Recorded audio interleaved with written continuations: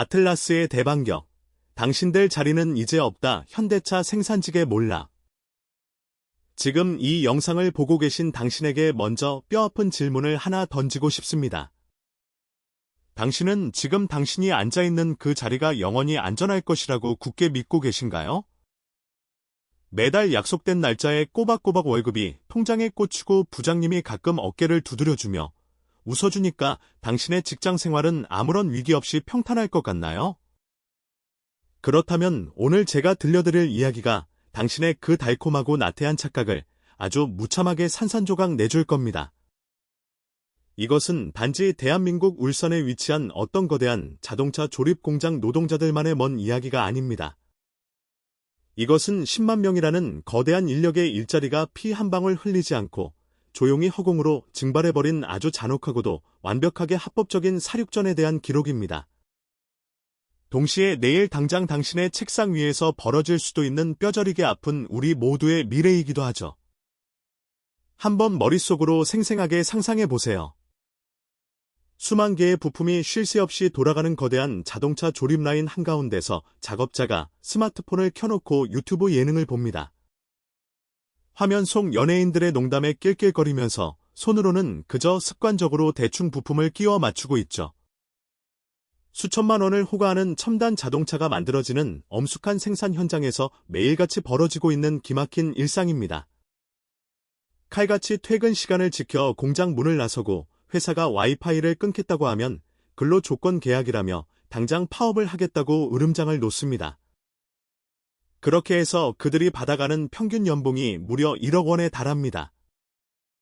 여기에 자녀 학자금 지원과 각종 의료 혜택 등 최고 수준의 복지까지 더해지면 웬만한 대기업 본사에서 일하는 엘리트 사무직들도 감히 명함을 내밀지 못할 엄청난 대우죠. 그래서 세상 사람들은 그들을 가리켜 신이 내린 직장 혹은 철밥통 귀족 노동자라고 부르며 부러워했습니다.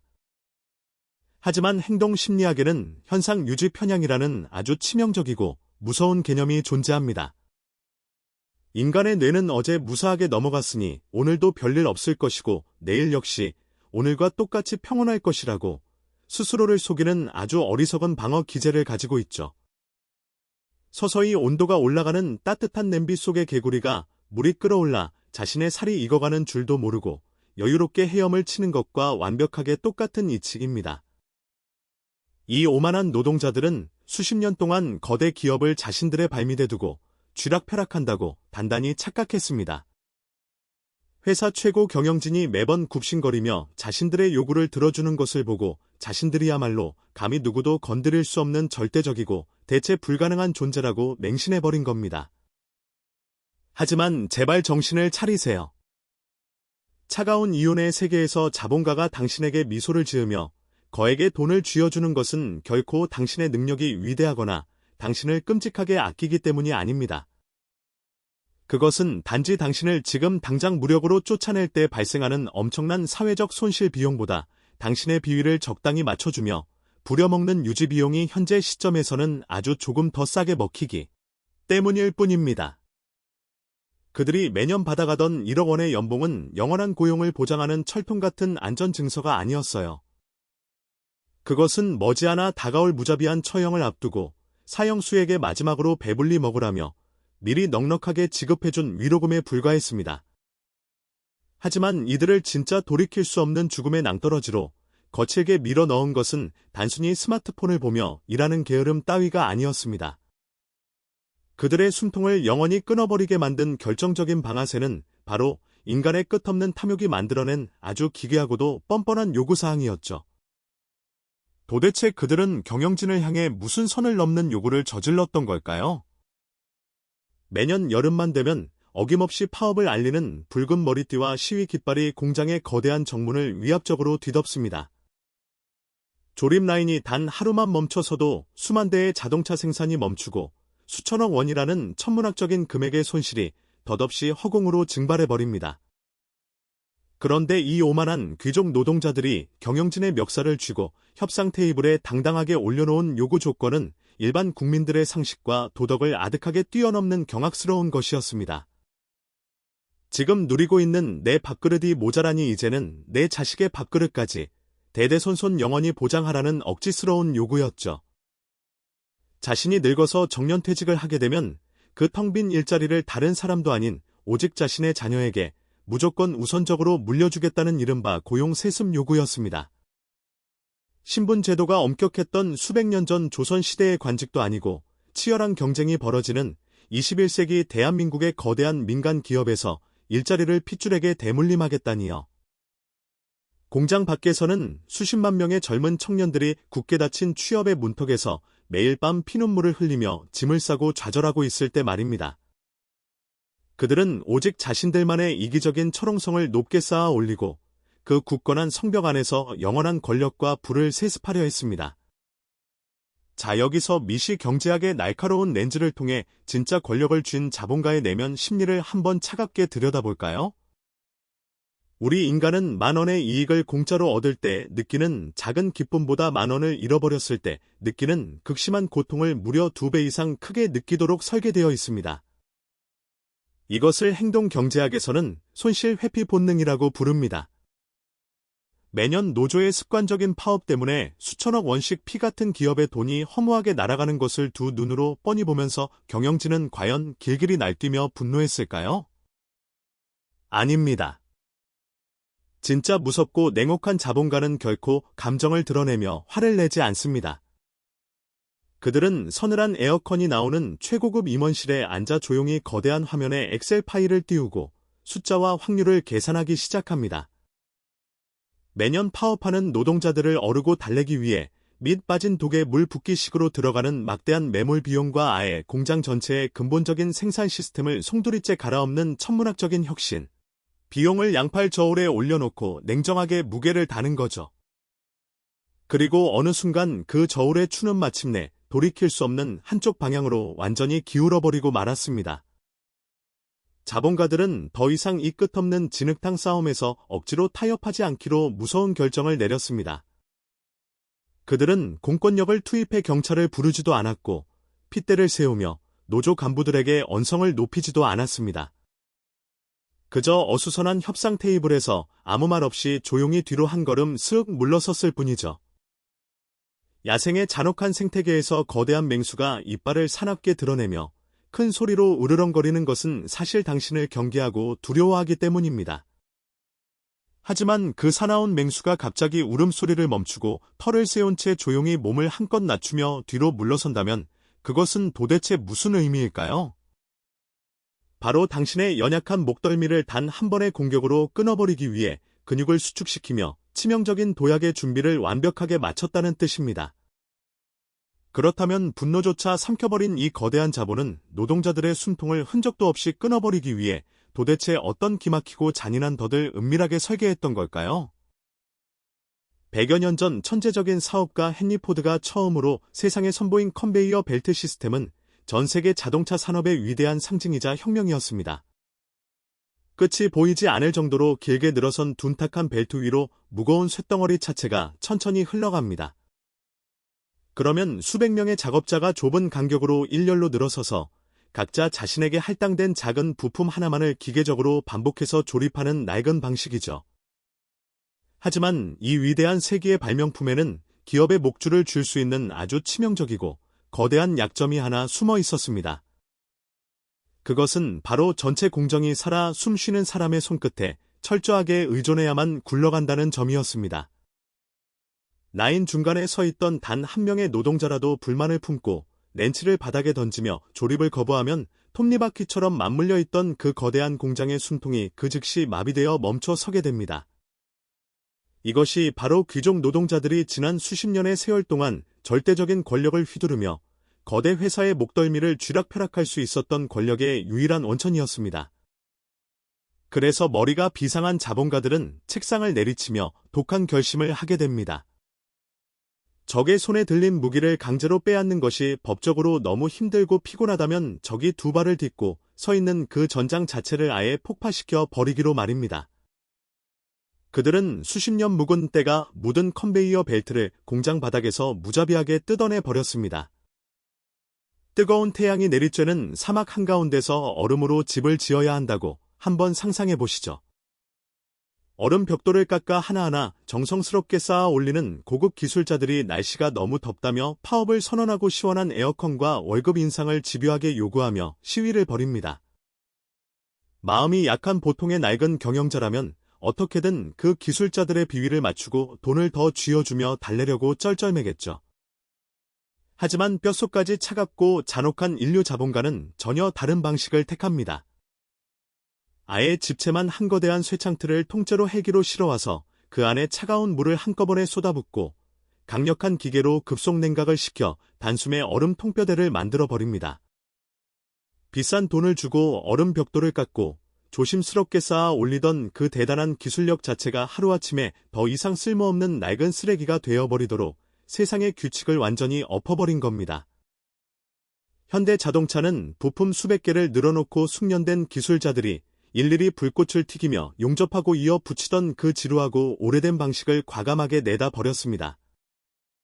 대신에 무려 6,000톤이라는 상상조차 안 되는 어마어마한 무게의 초대형 금속 압축 기계로 펄펄 끓는 뜨거운 쇳물을 들이부어 거대한 붕어빵을 단숨에 찍어내듯 자동차의 핵심 뼈대를 통째로 한 번에 찍어내는 무서운 혁신 기술을 전격적으로 도입했죠. 단 1분 30초면 그 복잡하고 거대한 자동차의 하부 프레임이 마치 마술처럼 뚝딱 쏟아져 나옵니다.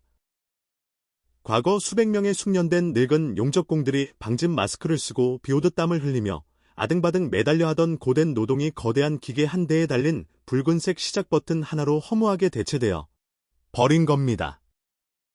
당신은 지금 직장에서 오직 당신만이 할 수 있는 특별하고 대단한 기술과 10년 묵은 노하우가 있다고 거드름을 피우며 자부하고 계신가요?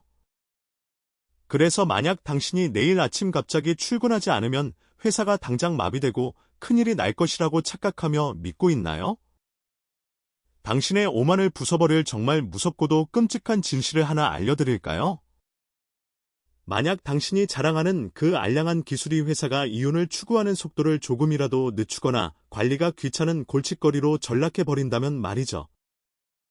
거대한 자본은 피곤하게 당신을 회의실로 불러 교육하거나 술을 사주며 설득하지 않습니다. 그들은 자신들이 가진 그 압도적이고 폭력적인 자본력을 총동원해서 당신의 그 대단한 기술 자체가 아예 단 1%도 필요 없는 낯설고 완벽한 새로운 시스템을 뚝딱 창조해버립니다. 이것이 바로 당신이 매일 발을 딛고 살아가는 자본주의라는 괴물의 가장 차갑고도 잔인한 진짜 속성입니다. 하지만 아무리 천문학적인 돈을 들여 최첨단 시스템을 깔고 거대한 기계를 들여놓아도 쇳물을 나르고 무거운 부품을 운반하며 기계를 조작하는 일은 여전히 누군가의 노동력이 필요하기 마련입니다. 게다가 대한민국의 촘촘하고 강력한 노동법은 정규직 타이틀을 단 노동자를 회사가 함부로 길거리에 내쫓는 것을 아주 엄격하고 깐깐하게 금지하고 있죠. 그렇다면 경영진의 손에 피를 단 한 방울도 묻히지 않고 이 눈엣 가시 같은 수만 명의 거대한 노동자 무리를 공장에서 영원히 지워버리기 위해 잔인한 자본은 과연 어떤 악랄한 카드를 선택했을까요? 바로 이 서늘한 지점에서 우리는 자본이 노동을 향해 보여주는 세상에서 가장 소름 끼치고 악랄한 심리전의 끝판왕을 목격하게 됩니다. 칼을 휘두르지 않고도 적의 숨통을 끊어버리는 이른바 피를 흘리지 않는 사형 집행 방식이자 자연 감소 전략이라는 무서운 덫입니다.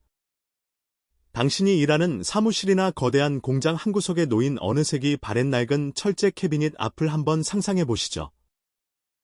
머리가 희끗희끗하게 센 늙은 노동자가 주름진 손으로 눈물을 훔치며 짐을 주섬주섬 상자에 쌉니다.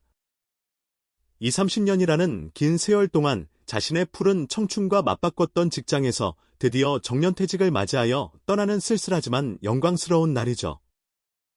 그는 기름때가 까맣게 묻은 자신의 낡은 작업복을 캐비닛 깊숙이 밀어넣고 묵직한 자물쇠를 채운 뒤 문을 닫습니다. 다음 날 아침 공장 사람들은 당연히 그 빈 캐비닛 앞에 앳된 얼굴을 한 점고 활기찬 신입사원이 배정받아 어색하게 서 있을 것이라고 기대하며 출근합니다. 하지만 놀랍게도 그리고 끔찍하게도 그 자리는 서늘한 바람만 불뿐 텅 비어 있습니다. 회사는 떠난 사람이 남긴 그 막대한 빈자리를 채우기 위해 새로운 청년을 절대 뽑지 않습니다. 10명의 늙은 노동자가 정년을 맞아 회사를 짐을 싸서 떠나면 겨우 2-3명만 신용처럼 새로 뽑거나 아예 채용의 문 자체를 무정한 철창처럼 닫아버립니다. 그리고 굳게 닫힌 그 낡은 캐비닛 앞에는 누구도 감히 설명할 수 없는 무겁고 차가운 침묵만이 유령처럼 감돌게 되죠. 이것은 경영진의 치밀한 엑셀 파일 안에서 정말이지 완벽하게 계산된 소리 없는 학살극입니다. 강성 노조는 뒤늦게 사태의 심각성을 깨닫고 분노하여 붉은 띠를 이마에 동여매고 광장으로 달려나가 목청을 높여 투쟁을 외치려 하지만 그들에게는 쥐고 흔들 명분이 단 하나도 없습니다. 왜냐하면 회사가 누군가의 목에 칼을 들이밀고 강제로 자른 것도 아니고 노동법의 어느 조항 하나 불법으로 어긴 것이 없으니까요.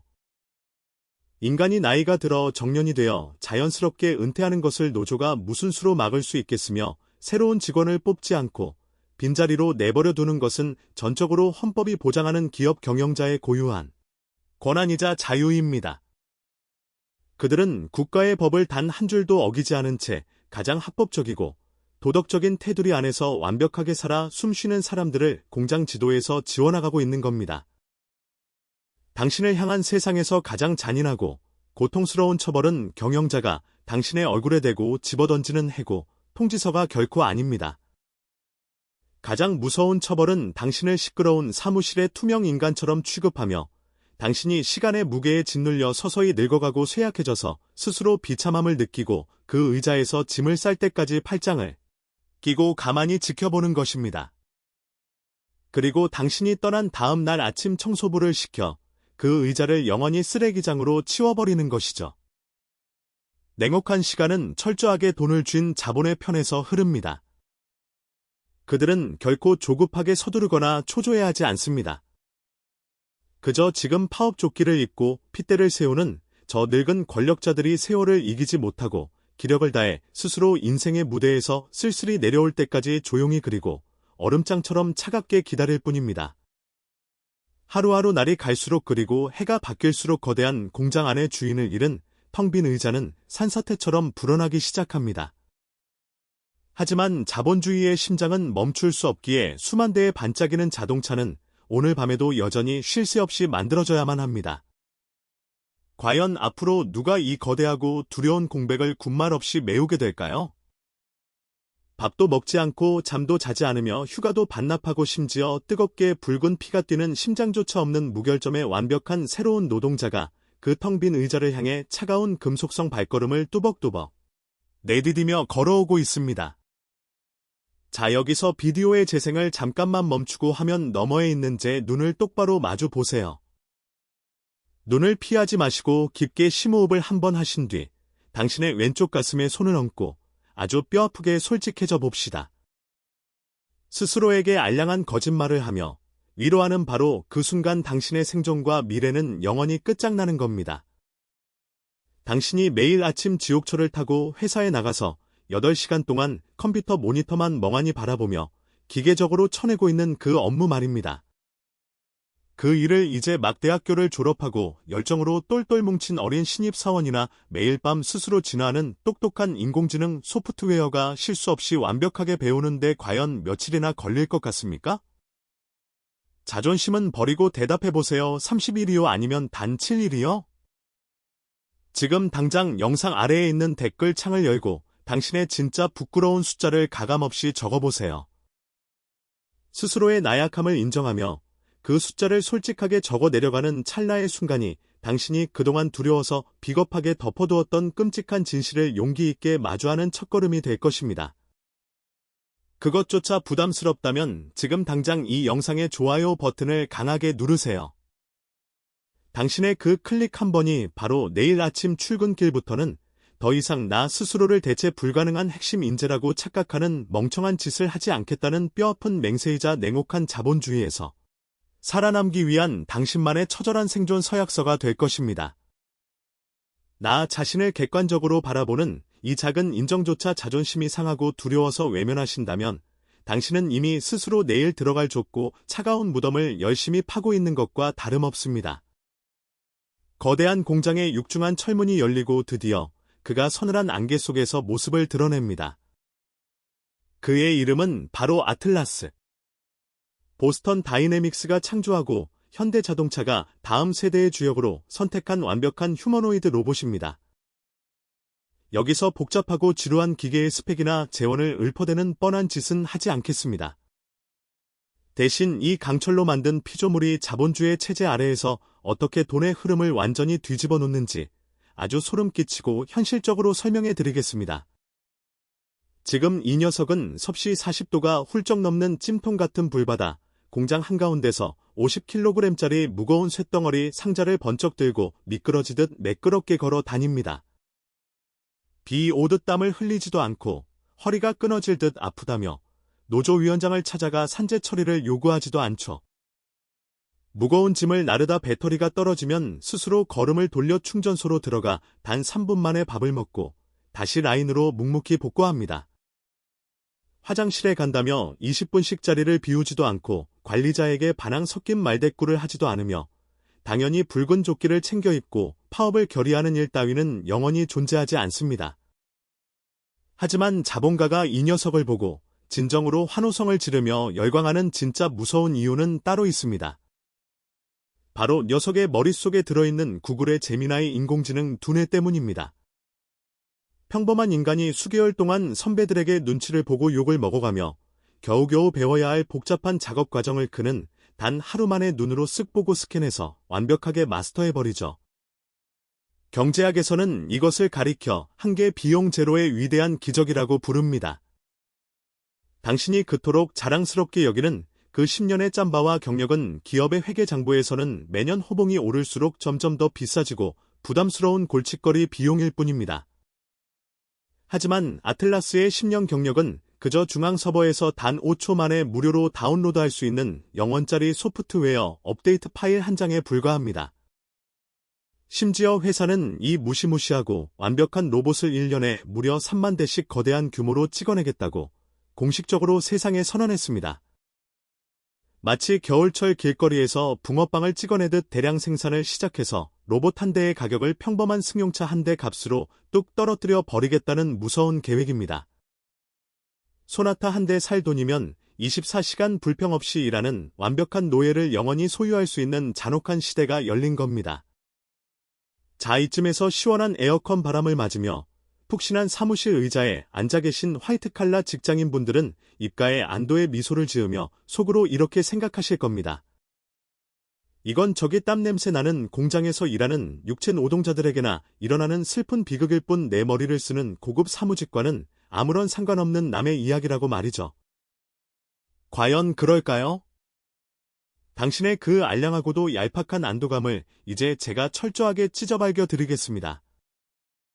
기름때 묻은 시끄러운 자동차 조립 공장에서 시선을 거두어 도심 한복판에 있는 당신의 화려한 유리 궁전 사무실로 카메라 렌즈를 한번 돌려보겠습니다. 당신은 어제도 피곤한 눈을 비비며 야근을 하고 엑셀 창을 여러 개 띄워놓고 꼬박 3일 동안 머리를 쥐어뜯으며 복잡한 재무 보고서를 만들었을 겁니다.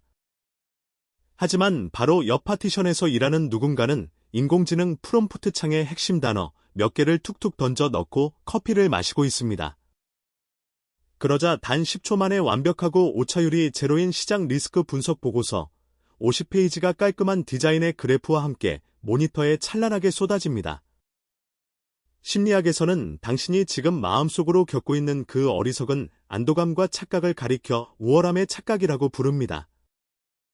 파란색 안전조끼를 입고 렌치를 꽉 쥐고 돌리는 공장 노동자나 하얀 와이셔츠를 입고 마우스와 키보드를 바쁘게 두드리는 당신이나 자본가의 차가운 엑셀 장부 위에서는 완벽하게 똑같은 비용, 항목일 뿐입니다.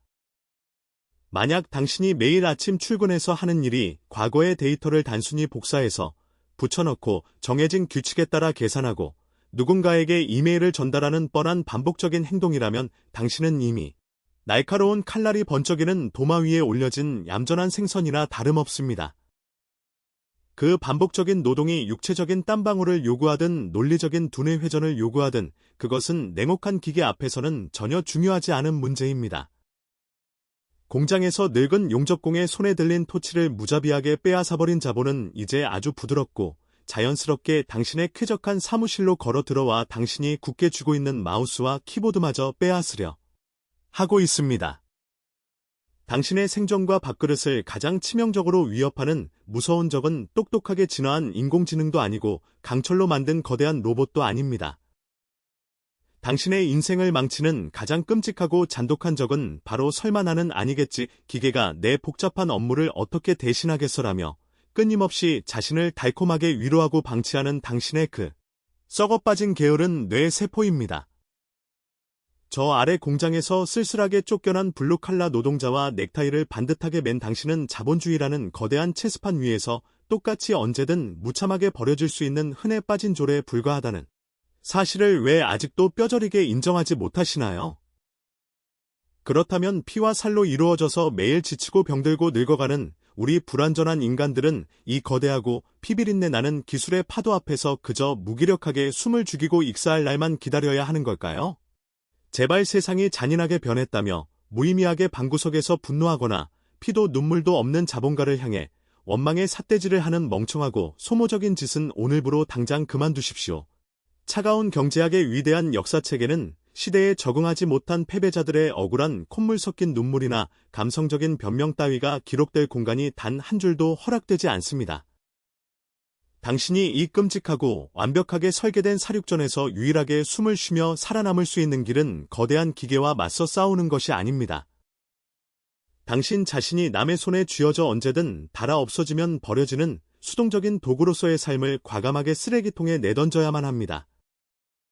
그리고 그 새롭고 강력한 괴물 같은 도구들의 목줄을 단단히 거머쥐고 휘두르는 잔혹한 조련사가 되는 길뿐입니다.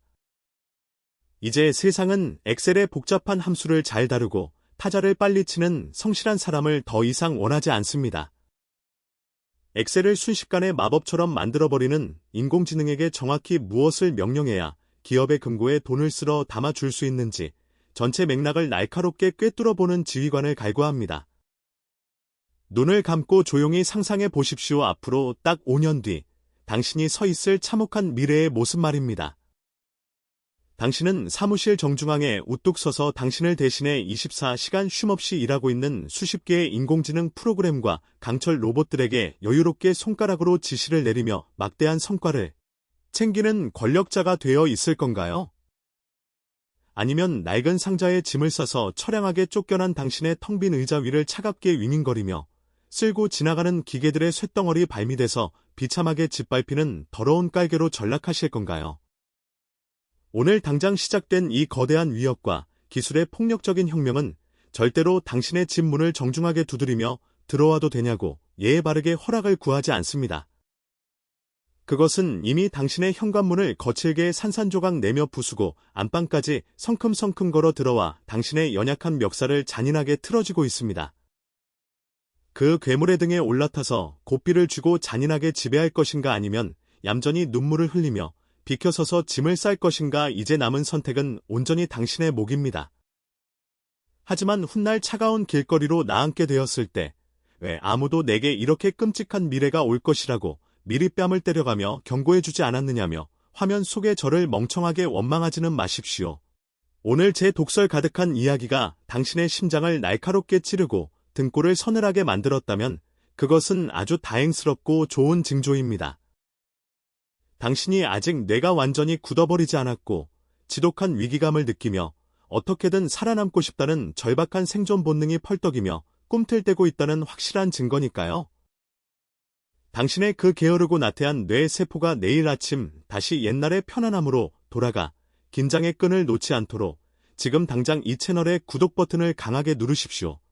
자본주의의 달콤하고 구역질 나는 거짓말에 속지 않고 현실을 똑바로 직시할 수 있도록 가장 차갑고 현실적인 얼음물을 앞으로도 계속해서 당신의 머리 위에 자비 없이 부어드리겠습니다.